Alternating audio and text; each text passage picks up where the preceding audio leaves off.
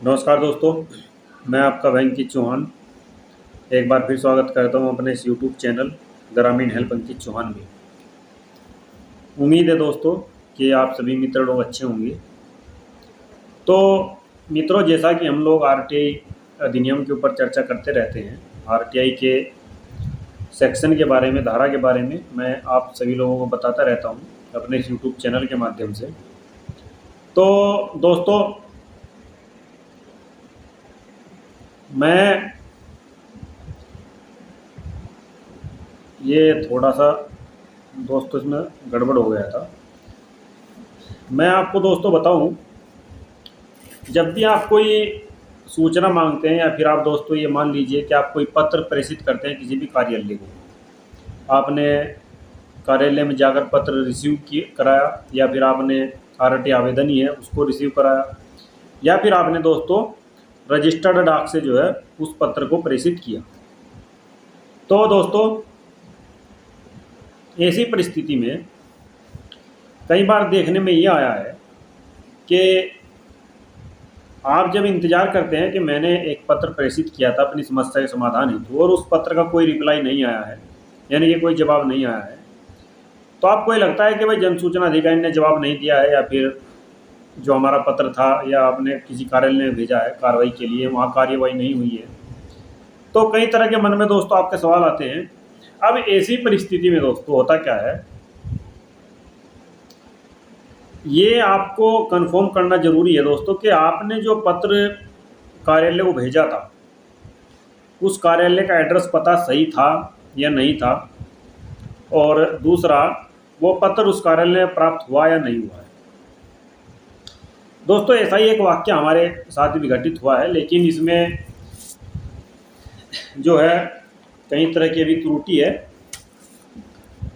लेकिन दोस्तों, ये चीज़ें भी सीखने की है और इनसे भी काफ़ी सीखने को मिलता है। ये मैं क्यों कह रहा हूँ वो मैं आपको बता रहा हूँ। अभी होता क्या है दोस्तों कि हमने एक पत्र जो है दोस्तों जन सूचना अधिकारी आबलिक अनुभाग अधिकारी कार्मिक अनुभाग 1 उत्तर प्रदेश शासन को प्रेषित किया था। और ये पत्र जो है दोस्तों 18/9/2023 को हमने भेजा था। दोस्तों, पत्र क्या भेजा था मित्रों, हमने एक सूचना मांगी थी जो है, तो उनका दोस्तों जवाब ये आया कि साहब आप जो है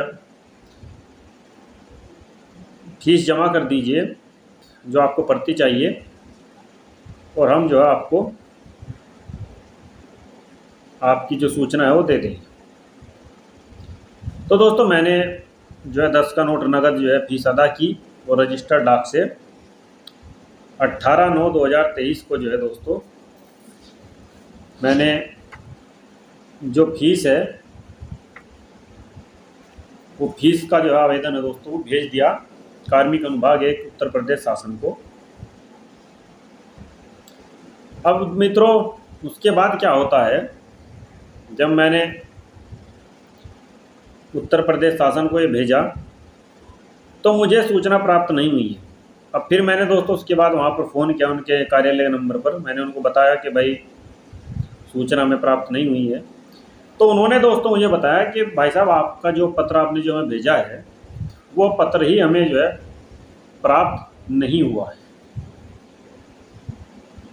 तो दोस्तों, वो पत्र जो है प्राप्त जब नहीं हुआ तो मैंने उसकी छानबीन की और मैंने जो ट्रैकिंग आईडी होती है उससे दोस्तों पता किया, तो उससे तो दोस्तों यही दिखा रहा है कि भाई वो पत्र जो है वहाँ प्राप्त हो गया था। अब जो कार्मिक अनुभाग 1 है उनके जन सूचना अधिकारी ने भी ये कहा है कि साहब आपका पत्र हमें प्राप्त नहीं हुआ है।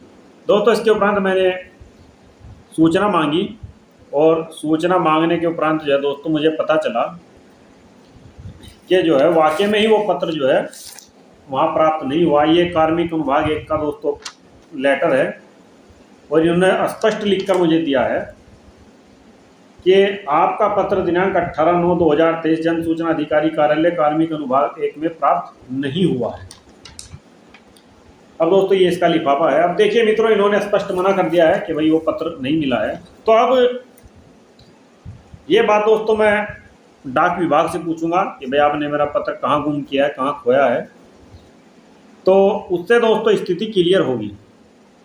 तो इसीलिए मित्रों, यदि आपको भी ये संशय है या फिर आपको ऐसा लगता है कि भाई आपका जो पत्र है या आपके पत्र पर कोई कार्रवाई नहीं हुई, आपके पत्र का कुछ अता पता नहीं चल रहा है कि रिसीव हुआ है या नहीं हुआ है, तो राइट टू इन्फॉर्मेशन एक्ट जो है दोस्तों, सूचना का अधिकार अधिनियम 2005 की धारा 6 का प्रयोग करते हुए दोस्तों आप भी अपने पत्र की जो है स्थिति से अवगत हो सकते हो कि भाई आपका पत्र कार्यालय में रिसीव हुआ है या नहीं हुआ है, जैसे दोस्तों मैंने किया है। अब दोस्तों पूरी स्थिति क्लियर हो गई है कि मेरा जो पत्र था फीस वाला वो वहाँ नहीं भेजा है या वो नहीं गया है या कहीं गलत जगह चला गया है। लेकिन दोस्तों अगर वो कहीं गलत जगह जाता तो मुझे वापस आता, लेकिन मुझे वापस भी नहीं आया है। तो इसीलिए अब मैं डाक विभाग से पूछूंगा कि भाई आखिर आप लोगों ने मेरा जो पत्र है वो गायब कहाँ किया है। तो दोस्तों ये एक स्टोरी थी, आप लोगों के साथ जो है शेयर की। सूचना का अधिकार अधिनियम 2005 जो है दोस्तों बहुत ही सशक्त कानून है, मजबूत कानून है और काफ़ी सारा दोस्तों इसमें जो है नागरिकों के लिए काफ़ी अच्छे सेक्शन इसमें बनाए गए हैं। अगर आप इसका सदुपयोग करते हैं सही ढंग से तो दोस्तों निश्चित रूप से आप समाज के हित में कोई अच्छा कार्य कर सकते हैं। तो दोस्तों फिर मिलता हूं मैं आपसे किसी दूसरे वीडियो में। दोस्तों मैं हूं अंकित चौहान, यूट्यूब चैनल ग्रामीण हेल्प अंकित चौहान से।